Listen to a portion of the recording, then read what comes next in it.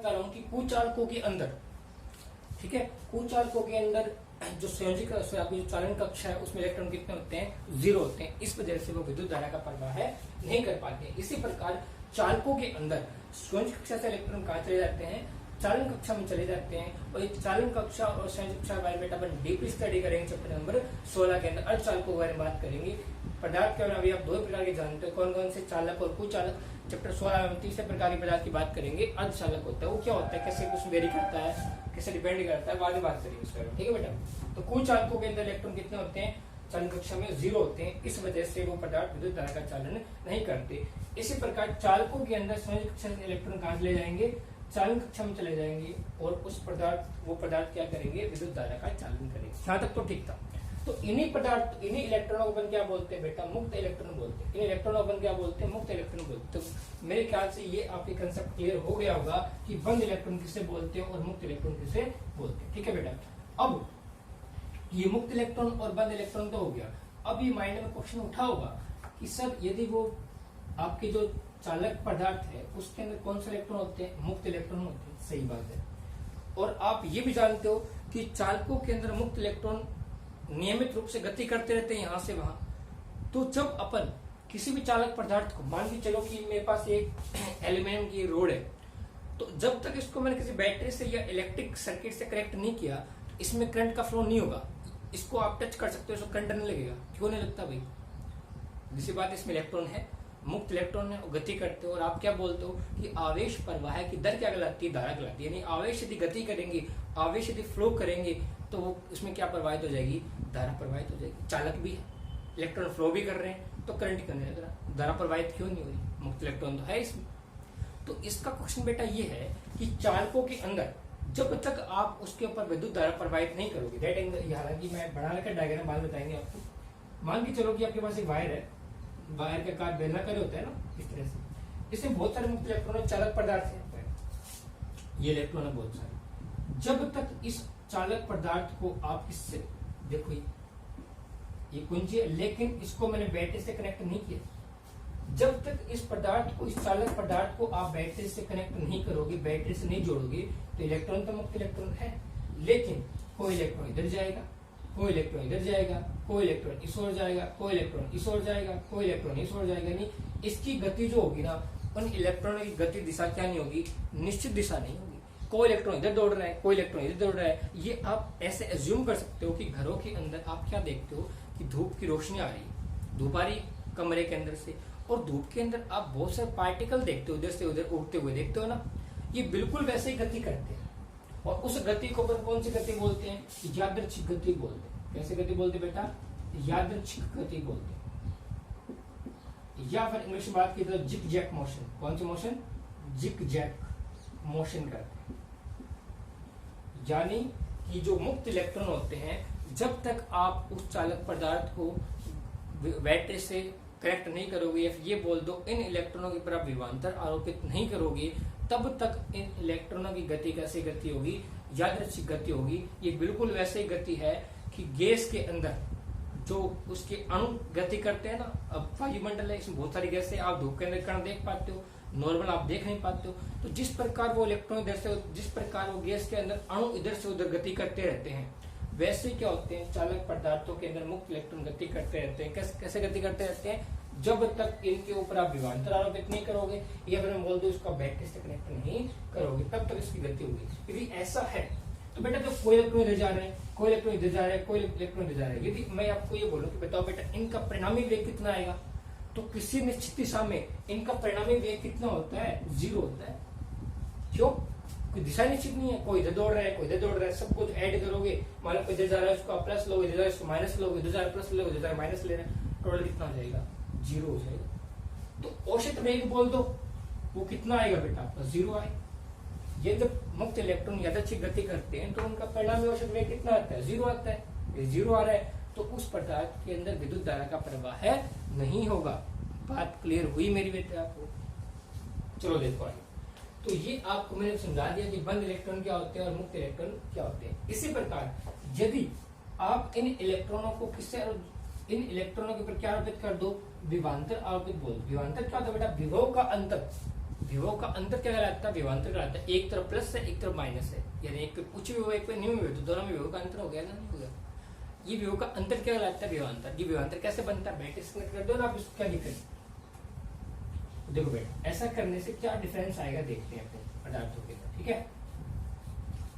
इसके बाद मैंने इस चालक पदार्थ को कनेक्ट कर दिया बैटरी से, ये लो जी, बैटरी से कनेक्ट कर दिया, ये प्लस लो, ये माइनस लो। तो जैसे इसको मैंने बैटरी से कनेक्ट किया, आप जानते भी हो बेटा अच्छे से, इलेक्ट्रॉन पे चार्ज कैसा होता है, नेगेटिव, ठीक है। तो बैटरी के पॉजिटिव के कारण ये प्लेट क्या हो जाएगी, सारी की सारी पॉजिटिव, और बैटरी की नेगेटिव, ये इस तरफ का सिरा क्या हो जाएगा, नेगेटिव हो जाएगा।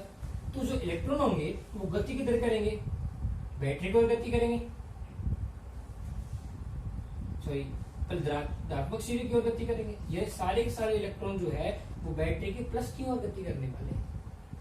और आप जानते हो कि धारा किधर प्रवाहित होती है, धारा प्रवाहित होती है प्लस से माइनस की ओर। तो आप जानते हो ये दिशा किसकी है, धारा की दिशा है, और ये दिशा किसकी है, इलेक्ट्रॉनों की प्रवाह की दिशा है। यानी आपको साफ साफ क्लियर दिख रहा है बेटा कि इलेक्ट्रॉन जिस ओर प्रवाहित हो रहे हैं उसकी विपरीत दिशा में क्या प्रवाहित हो रही है, आपकी धारा प्रवाहित हो रही है। और आप ये भी जानते हो कि विद्युत क्षेत्र की दिशा किस तरह होती है बेटा, इधर होती है, प्लस से माइनस की ओर होती है। तो ये आपकी हो गई प्लस से माइनस इधर है ना, तो ये आपकी हो गई विद्युत क्षेत्र की दिशा हो गई। तो हुआ क्या बेटा कि जैसे आपने इसको बैटरी से कनेक्ट कर दिया, इसके ऊपर विभवांतर आरोपित कर दिया, तो ये सारे के सारे जो इलेक्ट्रॉन हैं वो एक निश्चित दिशा में गति करना स्टार्ट हो गए।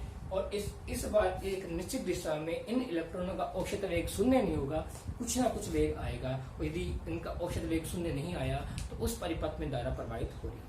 अब ये भी डिपेंड करता है, किसी चालक के अंदर इलेक्ट्रॉन तेज गति करेंगे, धारा का प्रवाह क्या होगा, ज्यादा होगा। यदि उसके अंदर इलेक्ट्रॉन संख्या ज्यादा है तब भी धारा प्रवाह क्या होगा, ज्यादा होगा। यदि उसका आकार बड़ा है तब भी धारा का प्रवाह क्या होगा, ज्यादा होगा। लेकिन ये कितना होगा, कैसे होता है, कैसे वेरी करता है, बाद की बात है। लेकिन इतना क्लियर हो गया कि जैसे चालक पदार्थ को आप विभवांतर आरोपित करते हो, तो विभवांतर आरोपित करने के कारण जो इलेक्ट्रॉन है वो एक निश्चित दिशा में गति करते हैं, जिसके कारण उनका परिणामी औसत वेग आएगा, उसमें क्या प्रवाहित होती है, धारा प्रवाहित होती है। दैट्स क्लियर हुई, सारी बात समझ आ रही है ना, आ रही है बेटा। चलो यदि ये सारी बातें आपको समझ में आ गई तो अब देखिए क्या अपने पास एक चालक पदार्थ, मैंने कहा एक चालक पदार्थ, उस चालक की लंबाई कितनी है, L, और चालक का नाम क्या है, P। इसको आपने 20 वोल्ट की बैटरी से जोड़ दिया, ठीक है। और ऐसा करने से आप जानते हो धारा प्रवाहित होगी प्लस से माइनस की ओर, और इलेक्ट्रॉन का फ्लो होगा Q से P की ओर, विद्युत क्षेत्र होगा P से Q की ओर। इतना क्लियर हुआ, ठीक है। और अपवाह वेग की परिभाषा नहीं है, ये निकल गया। अपवाह वेग देखना अब क्या निकल के आने वाला है। देखो बेटा कि जैसे ही इस बैटरी के कारण ये सारे के सारे इलेक्ट्रॉन जो है वो इस ओर गति करेंगे। अब इलेक्ट्रॉन को समझदार तो है नहीं, पढ़े लिखे तो है नहीं आपके जैसे कि आप बोलो बेटा लाइन बना के चलो, लाइन बना के चलेंगे। ये सारे के सारे इलेक्ट्रॉन, ये भीड़ की जैसे होता है ना, मतलब भीड़ को आप बोल दो यहाँ पैसे बड़े इकट्ठे हो रहे हैं और मतलब पैसे बिखरे हो, पैसे रोड पे गिरे हो ले आओ। या कई बार न्यूज़पेपर में देखते हो कहीं पे तेल का टैंकर गिर गया तो लोग इकट्ठे हो जाते हैं ना सामान लाने के लिए, तो सब लाइन में जाते हैं। क्या लाइन में कोई जाते सब एक तरफ ही है, उसी तरफ जाते हैं जहाँ पे वो सामान गिरा हुआ लेने के लिए, लेकिन लाइन में तो कोई नहीं चलता है। तो वैसे ही है कि इन इलेक्ट्रॉनों को धनावेश मिल गया, और धनावेश में कौन सा लगता है, अक्षम लगता है। इन सब की दिशा एक तरफ है, लेकिन क्या लाइन में चलेंगे, क्या ये लाइन में नहीं चलेंगे बेटा। तो फिर क्या होगा, ये होगा बेटा, आपको ये पता है कि ये सारे के सारे जब एक तरफ दौड़ेंगे तो सीधी सी बात है टक्कर तो होगी नहीं होगी, टक्कर होगी। तो सबका फ्लो क्या है, एक डायरेक्शन में, सभी गति तेज है, फ्लो एक डायरेक्शन में। हालांकि पहुंचेंगे ऐसी बात नहीं, देखो सीधी सी बात है, भीड़ एक तरफ दौड़ती पहुंचती तो है ना, जहाँ पे सामान गिरा हुआ इकट्ठा करने के लिए बिल्कुल पहुंचती वैसे। लेकिन आप कभी देखते हो स्टार आ जाता है, स्टार को देखने के लिए सारी भीड़ एक तरफ दौड़ती है, दौड़ तो एक तरफ रही है, टक्कर तो होती नहीं होती। तो वैसे इसमें बेटा कि जैसे बैटरी विभवांतरित करेंगे ये सारे के सारे इलेक्ट्रॉन इस ओर दौड़ेंगे, लेकिन दौड़ेंगे तब लाइन में लाके नहीं दौड़ेंगे ना, ये एक तरफ दौड़ रहे हैं, तो इनमें क्या होगी, टक्कर होगी। अब सोच के देखो, आप एक तो खुली रोड पे दौड़ रहे हो, तो खुली रोड पे दौड़ रहे हो और एक भीड़ में दौड़ रहे हो, वेग किसमें घटे, कम होगा, भीड़ में कम होगा। आप दौड़े, फिर सामने कोई टक्कर, आपका वेग कम हो गया, फिर तेज आपने स्पीड तेज की अपनी, फिर सामने वेग कम हो गया। नहीं हो क्या रहा है, इलेक्ट्रॉन दौड़ रहा है, दूसरे इलेक्ट्रॉन से टकराया, वेग कम हो गया, फिर तीसरे इलेक्ट्रॉन से टकराया, वेग कम हो गया। समझ में आ रही बात। अब मैं क्या बोल रहा हूँ, मैं ये बोलने की कोशिश कर रहा हूँ बेटा, इस तरह से मान लीजिए यहाँ पे बता रहा हूँ एक बार के लिए, यहाँ पे इसको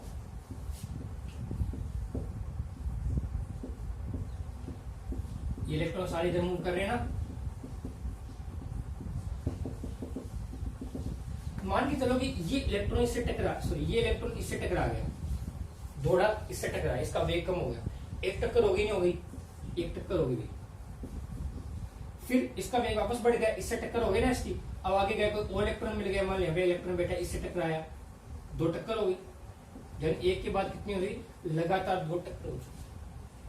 अब अपने परिभाषा बनी अपवाह वेग की। देखो ये इलेक्ट्रॉन यहां से इलेक्ट्रॉन प्रेजेंट था, यहां से टकराया, टक्कर की, वेग कम हुआ, फिर इससे टकराने के बाद यहाँ पे इससे टकराया, टक्कर हो गई, इस टक्कर तो हुई चला है, तो इस टक्कर के दौरान, इन दोनों टक्करों के दौरान इसने दूरी कितनी तय की होगी, इतनी दूरी तय की होगी, ये दो टक्कर हो गई ना, तो इन दोनों टक्करों के दौरान इसने क्या किया, कुछ ना कुछ दूरी तो तय की है ना।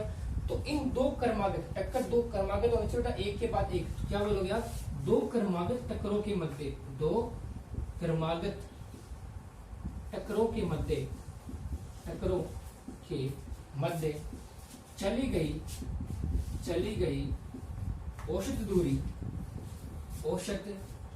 दूरी माध्य मुक्त चाल, माध्य मुक्त पथ कहलाती है, माध्य मुक्त पथ, इसको रिप्रेजेंट करते हैं लैम्डा बार से।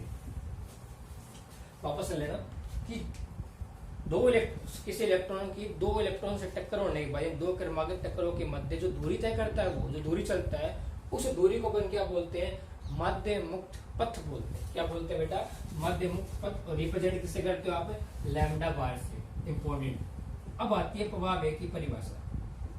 अपवाह वेग क्या बोलते हैं, अब देखो यहाँ पे इसका कुछ ना कुछ वेग रहा होगा, और उसको v1 बोल दिया, यहाँ पे कुछ ना कुछ वेग रहा होगा, पहले टक्कर के दौरान वेग v1, दूसरे टक्कर के दौरान वेग कितना v2। औसत वेग कैसे निकालते हो, v1 प्लस v2, दो टक्कर हुए, दो से भाग दे दो, ये औसत वेग आ गया।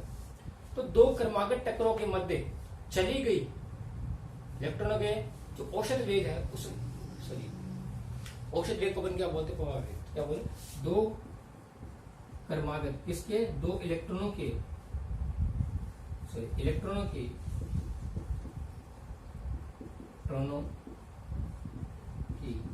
दो क्रमागत टक्करों के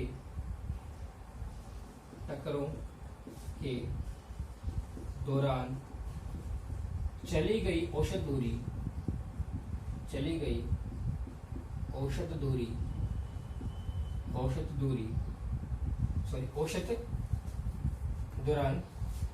वेग के टक्करों के दौरान औसत वेग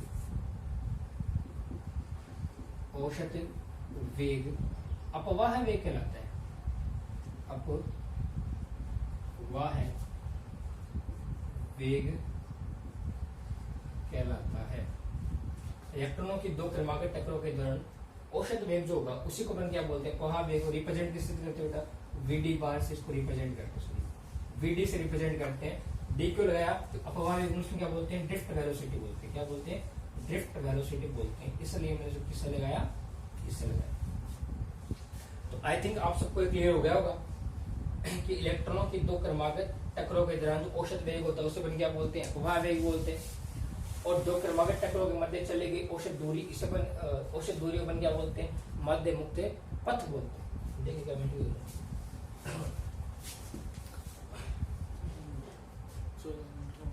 ठीक बेटा, तो आपको आज क्लियर हो गया होगा माध्य मुक्त पथ किसे कहते हैं और अपवाह वेग किसे कहते हैं। क्लियर हुआ। इसके बारे में इन दोनों में डिफरेंस क्या होता है, एक न्यूमेरिकल डिराइव करेंगे अपन कल की क्लास में। ओके, तब तक के लिए बाय आप सबको।